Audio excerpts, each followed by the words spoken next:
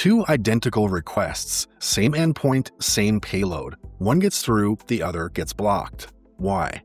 You're on the Proxy-Seller channel. I'm Mark, and today we're breaking down how websites actually decide who gets blocked. This isn't random, and it's not based on a single rule. Modern protection systems evaluate traffic across multiple signals: network origin, request timing, session consistency, and policy constraints, often before meaningful interaction even begins. In this video, we'll walk through where risk scoring starts, which signals are evaluated first, why robots.txt doesn't enforce anything, how mitigation escalates in layers, and what this means for teams working with automation and data access. Let's break it down.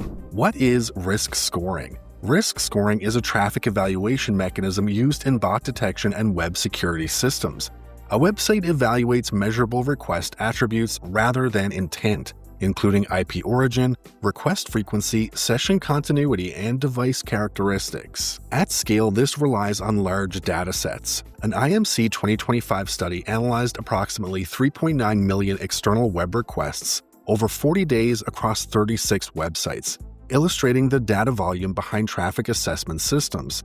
Risk evaluation is not strictly binary. In practice, a risk scoring system aggregates request signals, classifies behavioral patterns, and enforces thresholds through rate limiting, bot challenges, or access controls. Risk scoring is therefore a structured traffic classification process based on accumulated evidence, not on a single rule trigger. Web risk evaluation does not rely on a single signal. It combines multiple measurable characteristics of traffic.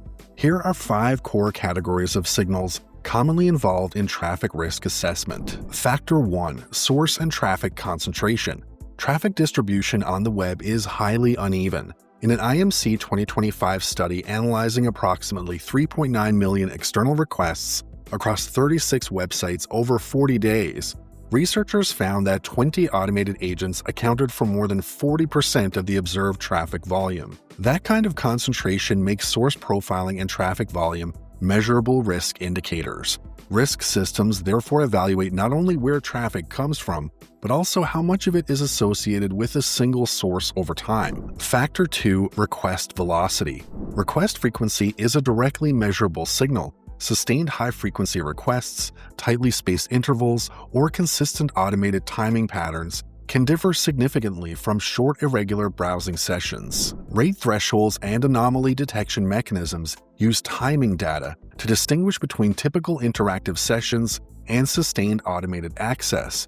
This evaluation relies on measurable timing patterns rather than assumptions about intent. Factor 3: session consistency. Risk systems evaluate whether session characteristics remain stable. Signals such as cookie continuity, client-side execution, and request sequencing contribute to whether a session appears consistent over time.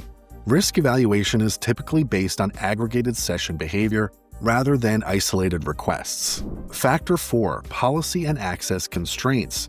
Access decisions are not driven only by behavior. A 2024 study by Longpre et al., published at NeurIPS, found that when considering only robots.txt directives, restrictions applied to about 5% of content. When terms of service were included, the potentially restricted share increased to 45%. This illustrates that formal policy constraints can influence access decisions alongside behavioral signals. Factor 5: context classification. Risk classification can depend on context rather than mechanics alone. The same technical action may be evaluated differently depending on scenario, target resource, or access pattern. Modern risk systems often classify behaviors across categories instead of relying solely on binary allow or block logic. Risk scoring is therefore not built on a single trigger. It combines source characteristics, timing patterns, session consistency, policy constraints, and contextual classification into a structured decision process. How sites respond. Mitigation ladder. Risk scoring is not limited to a binary allow or block decision.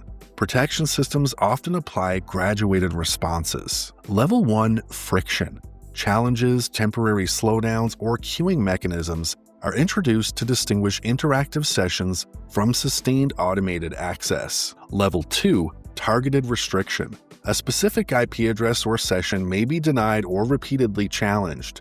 This approach limits suspicious activity without broadly restricting other traffic. Level 3 Broader controls. In higher sensitivity environments, network-level or fingerprint-based restrictions may be applied when risk signals exceed defined thresholds. Because evaluation can incorporate session-level consistency, client characteristics, and network attributes, changing IP addresses alone may not significantly alter a risk classification. Why robots.txt doesn't enforce anything.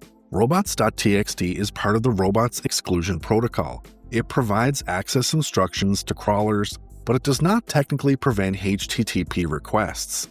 The file is publicly accessible and relies on voluntary compliance.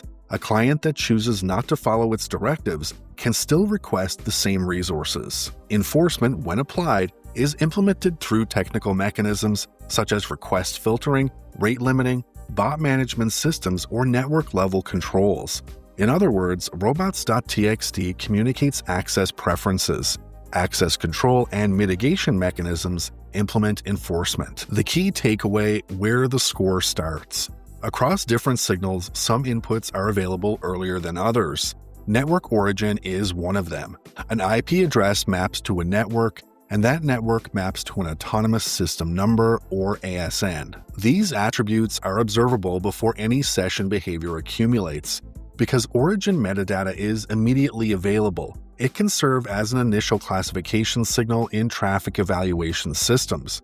As a result, two technically identical requests may be evaluated differently if their network origin differs. Practical implication: if your work involves automated access, such as data collection, monitoring, or verification, you are not only managing application logic, you are managing observable traffic signals. This includes aligning network origin with the intended access scenario, browser characteristics with consistent client behavior, session state with coherent cookies and continuity, and request timing with sustainable frequency patterns. Risk evaluation systems operate on composite signals. Adjusting a single attribute may not significantly alter classification if other signals remain inconsistent. Websites don't block randomly, they classify. Every request is evaluated across multiple signals: network origin, timing patterns, session consistency, and policy constraints. Risk scoring starts early and evolves as signals accumulate. For teams working with automation, monitoring, or large-scale data collection, infrastructure is not just about routing traffic.